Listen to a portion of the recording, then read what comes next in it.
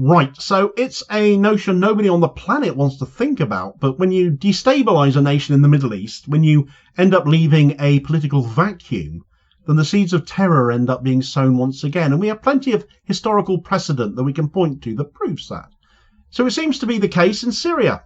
The ousting of the Assad regime at the end of last year, the takeover of an interim government themselves born out of terror movements, the persecution this new regime has been enacting on certain peoples, all whilst Israel invades from the southwest and Turkey is fighting in the north of the country, is now bearing witness to the resurgence, it seems, of Islamic State, the opportunity for them to come up through the middle, so to speak, kept largely in check as they had been previously, despite the Syrian civil war. They are now a real and emerging threat once more, according to both US and Iraqi sources.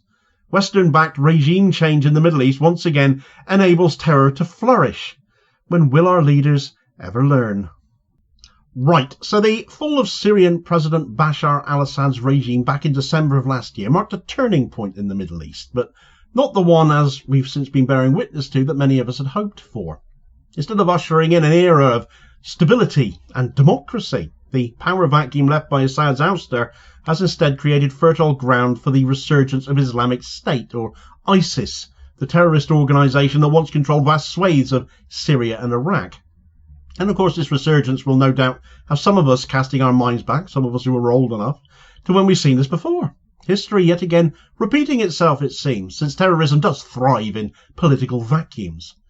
The destabilisation of Syria, fueled by external interventions, internal strife and abuses, and the failure of the new Syrian government under Ahmed Al Sharaa to act like a government, with so much invasion going unchecked by them and persecution by them of some ethno-religious groups continuing, has, it seems, allowed Islamic State to regroup and begin to regain prominence. The collapse of the Assad regime back at the end of last year was, of course, the culmination of years of civil war. Foreign intervention, notably the US, who still controls Syria's oil fields, and internal dissent as well. While Assad's rule was marked by authoritarianism and human rights abuses, his government maintained a degree of stability that kept extremist groups like Islamic State in check. But with his fall, Syria has created a political vacuum, despite Al Sharaa immediately swinging into power and building an interim government.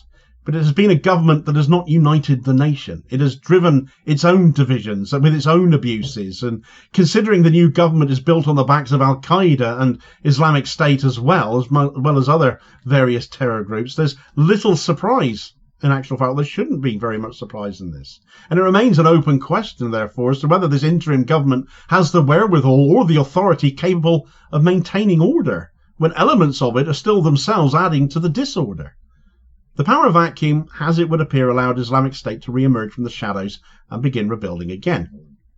The history books, of course, teach us what happens next, don't they? We don't have to go very far back in time to see the lessons the West and those they aided in bringing down the Assad regime have blatantly forgotten, because the parallels with Iraq following the fall of Saddam Hussein in 2003 are pretty striking. In both cases, the removal of truly awful leaders, yet leaders nonetheless, led to a breakdown of state institutions, created an environment in which extremist groups could flourish. In Iraq, the US-led invasion and subsequent dismantling of the regime paved the way for the rise of Islamic State, which at its peak controlled nearly a third of the country and much of neighbouring Syria besides, having continued to survive in pockets there. Therefore, the destabilisation of Syria now has provided Islamic State with the opportunity to rebuild its networks and expand its influence again. The resurgence of Islamic State in Syria has, quite naturally, raised alarm bells in neighbouring Iraq, who very much do recall the threat posed by this lot. Iraqi intelligence officials have warned that Islamic State is using the chaos in Syria to regroup and plan attacks across the region. Here's an excerpt from the Creedle to explain. In December, militants from Hayat Tahrir al-Sham, HTS, and ISIS offshoot took power in Damascus, toppling the government of former Syrian President Bashar al-Assad after 14 years of war. HTS leader Ahmed Al Sharaa, also known as Abu Muhammad al-Jilani, a former deputy to deceased ISIS leader Abu Bakr al-Baghdadi, appointed himself president of Syria last month. Shatri added that Iraqi and Syrian arenas are closely interconnected, and what is happening in Syria directly affects Iraq and vice versa.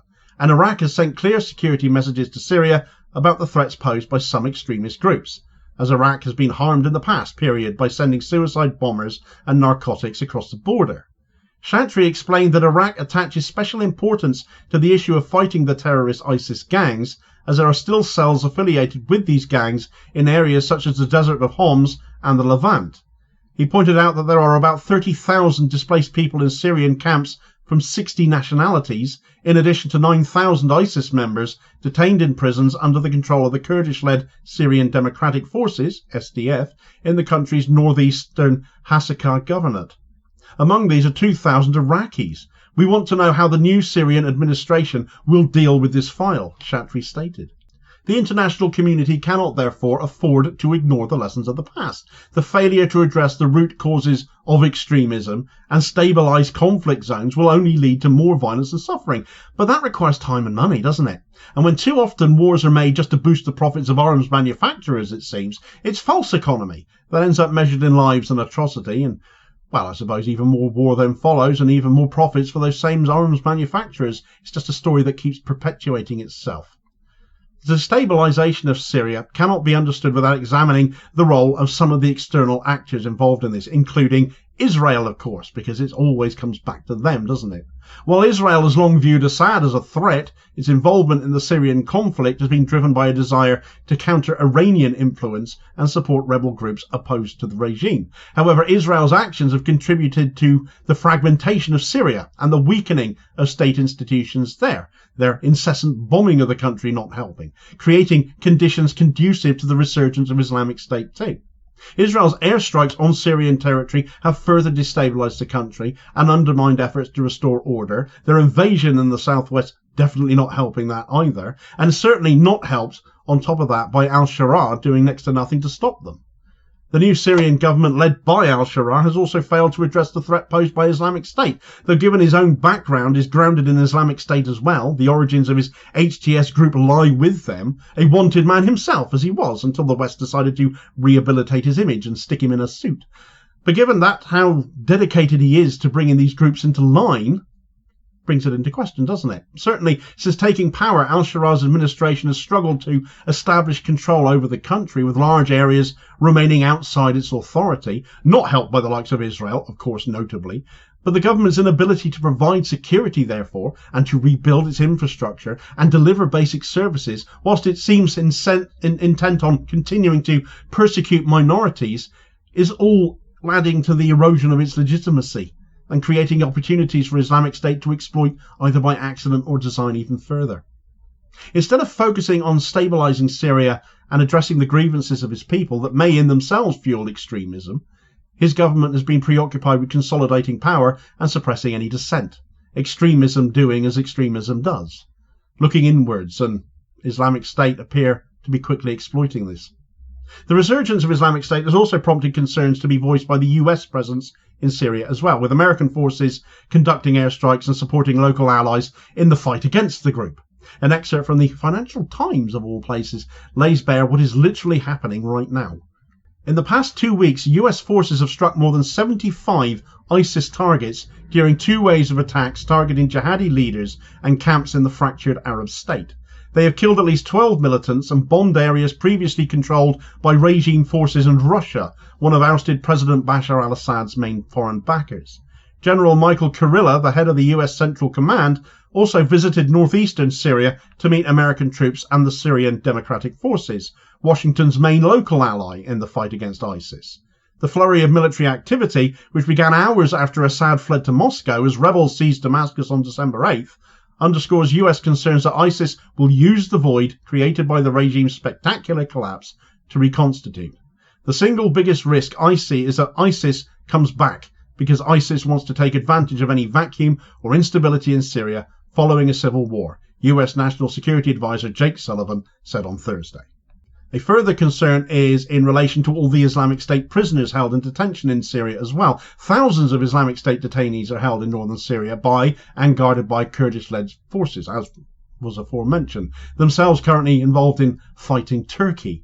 These detainees, though, many of whom are foreign fighters, as mentioned, represent a potential Islamic State army in waiting, though, that could be mobilised should the fighting see them end up being freed. The question of what to do with these detainees now, therefore, is a rather pressing one.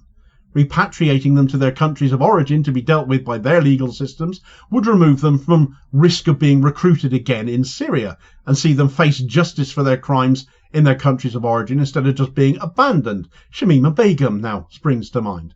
Whilst leaving them in detention risks creating a humanitarian crisis and further destabilising the region. Some experts have called for the establishment of an international tribunal to prosecute these Islamic State members, but then where do you put them if you find them guilty anyway? They're in detention now. It's becoming a bit of an urgent question in need of an answer.